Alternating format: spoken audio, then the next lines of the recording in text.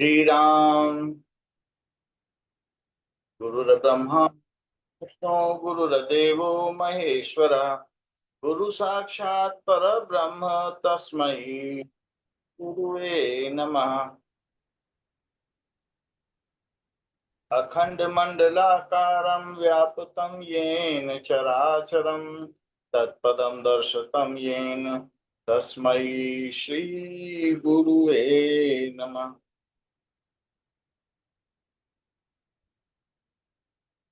Ram Ram to everyone joining this session. We are at chapter number 12, Srimad Bhagavad Gita, Bhakti Yoga.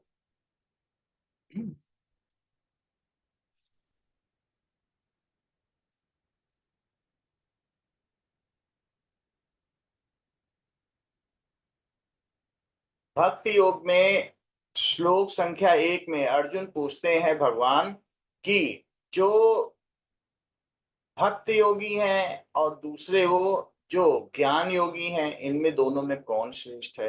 एवं सतत युक्ता ये भक्ता स्वाम पर्युपासते ये चाप्यक्षरम अव्यक्तम तेषाम के योग वित्तमा। जो आपसे युक्त रहते हैं और भक्ता त्वाम पर्युपासते और ठीक प्रकार से आपकी उपासना करते हैं, चारों तरफ से पर्युपासते ये चा अपि अक्षरम अव्यक्तम, और दूसरे वे जो आपके अक्षर और अव्यक्त स्वरूप की उपासना करते हैं, उनमें से योग वित्तमा कौन योगी उत्तम है। भगवान से प्रश्न किया है अर्जुन ने। तो इसके उत्तर में भगवान ने कई श्लोक लगा दिए, अध्याय 14 तक फिर इसकी व्याख्या की। भगवान ने बहुत महत्वपूर्ण प्रश्न किया है अर्जुन। श्लोक संख्या 2। मय्यावेश्य मनो ये माम नित्य युक्ता उपासते श्रद्धया परयोपेता ते में युक्ततमा मता। मयि आवेश्य मनो ये माम, जो मुझ में मन को आवेशित करके, मयि आवेश्य मनो ये माम नित्य युक्ता उपासते, मेरी नित्य उपासना करते हैं, और श्रद्धया परया उपेता ते में युक्ततमा मता, और श्रद्धा से श्रद्धया परया श्रद्धा से परिपूर्ण होकर उपेता मेरी उपासना करते हैं। ते में युक्ततमामता, मेरी दृष्टि में वे योगी उत्तम हैं। जो मुझ में ही मन को लगा दे, जो मुझ में ही बुद्धि को लगा दे और इस प्रकार से मेरी उपासना करे, वो योगी उत्तम बताया भगवान ने। फिर प्रश्न तो पूछा गया था कि इन दोनों में कौन उत्तम है, तो भगवान ने यहाँ पर जो निराकार निर्गुण ब्रह्म की उपासना करते हैं तो उनके बारे में भी बताया। श्लोक संख्या 3। ये तो अक्षरम अनिर्देशम अव्यक्तम पर्युपासते सर्वत्र गम अचिंत्यम च कूटस्थम अचलम ध्रुवम।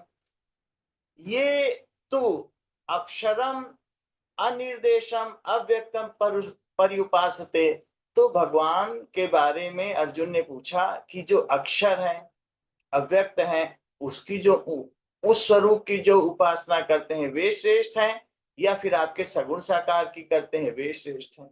दो चीजें अर्जुन ने यहाँ कही थी, अव्यक्तम और अक्षरम। भगवान ने अपने स्वरूप की 8 चीजें बता दी। तो पूछी थी कि ऐसा ऐसा जो करते हैं, तो भगवान ने कहा कि जो निर्गुण निराकार मेरा उपासक है वो मुझे 8 प्रकार से पूछता है। वो किस प्रकार से देखता है कि मैं ये तो अक्षर हूं। मैं अक्षर हूं का मतलब है मैं एक समान रहता हूं, क्षय नहीं होता हूं। अक्षर अनादिकाल से और अनंत तक, अंत के आगे भी मैं एक जैसा ही रहता हूं, मुझमें कुछ बदलाव नहीं होता है, तो मैं अक्षर हूं। अनिर्देशम, इसको किसी भी प्रकार से वाणी से मुझे व्यक्त नहीं किया जा सकता है, तो मैं अनिर्देश्य हूं। अगर जो निर्गुण निराकार उपासक है वो ये मानता है कि मुझे व्यक्त नहीं किया जा सकता भगवान को, जो सगुण साकार है वो बताता है ऐसे भगवान दिखे, ऐसी आंखें थी, ऐसा मुंह था।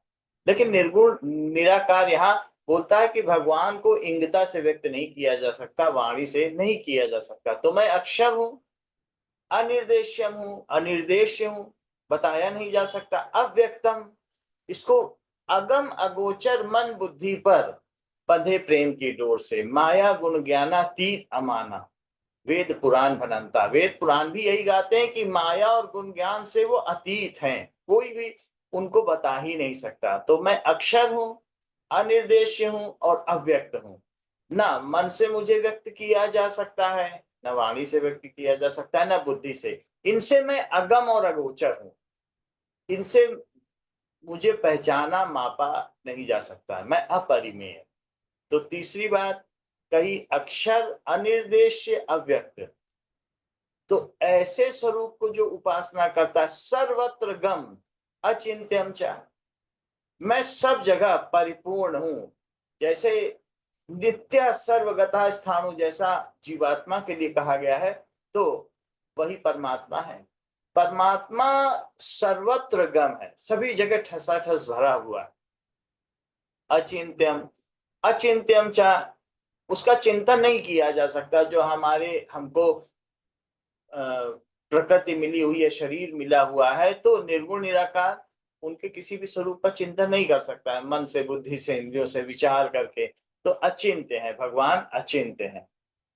कूटस्थम अचलम ध्रुवम, और कूटस्थ है। कूटस्थ का मतलब है सभी के बीज रूप है। जैसे जड़ सबकी एक रहती है, जड़ का रस एक रहता है, लेकिन उसी जड़ के रस में बबूल भी होता है, कीकर भी होता है, आम भी होता है।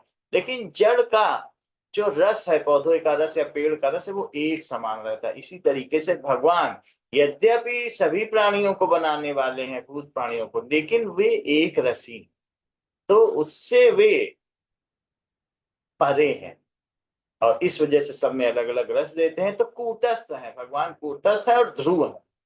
ध्रुव का मतलब है कि जिसकी सत्ता निश्चित हो, तो भगवान ध्रुव है। यहाँ पर जो 8 प्रकृतियां बताई गई हैं भगवान की, उसमें 5 प्रकृति निषेधात्मक है और 3 प्रकृति विधेयात्मक। भगवान ने स्वयं को अक्षर बताया, क्षय नहीं होता उनका, अनिर्देश्य बताया, वाणी से नहीं बताया जा सकता है। अक्षर अनिर्देश्य अव्यक्त, व्यक्त नहीं किया जा सकता है। अचिंत्य, पहुंचा नहीं जा सकता, सोचा नहीं जा सकता उनके विचारे में, विचार बारे में। और अचल, इसका मतलब है कि वो यहाँ वहां जाते नहीं हैं, वो सब जगह भरे हुए हैं। लेकिन कुछ विधेयात्मक बातें भी बताई। विधेय एक निषेध है, ये नहीं है, ये नहीं है, ये नहीं। तो कोई ये ना सोचे जब ना वो चल सकते हैं, ना जा सकते हैं, ना उनके बारे में बताया जा सकता है, तो कोई ये ना मान बैठे कि है ही नहीं भगवान। तो भगवान ने कहा ऐसी बात नहीं है, मैं प्रकृति से परे हूं, माया से परे हूं। माया मैंने बनाई है, लेकिन मैं माया से परे हूं। फिर विधेयात्मक मैं क्या क्या हूं, मैं ध्रुव हूं, मैं सच्चिदानंद हूं, मैं सत्य हूं, चेतन हूं और आनंदमय हूं।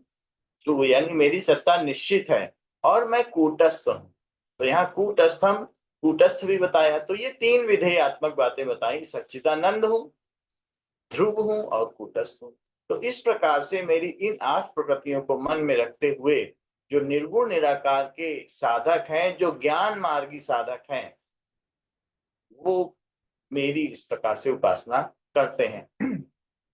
यहाँ ये बात ध्यान देने वाली है कि जो कई तरीके के मार्ग होते हैं साधना में, भगवान को पाने के कई मार्ग हैं।